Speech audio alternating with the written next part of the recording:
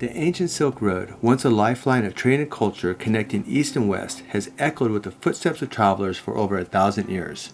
This week, the legendary route comes alive once again as more than 100 competitors and volunteers from around the world gather in the historical city of Samarkand. Before the race begins, they'll have a chance to marvel at some of the most breathtaking architecture to be found in all of Central Asia.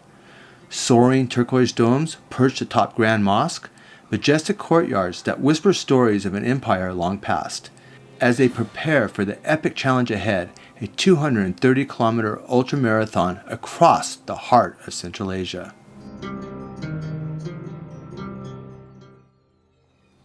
But the journey doesn't end at the finish line.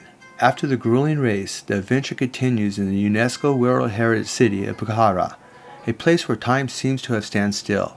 Here, amongst sun-drenched courtyards, bustling bazaars, runners will walk in the footsteps of history greats Marco Polo, Alexander the Great, and Genghis Khan.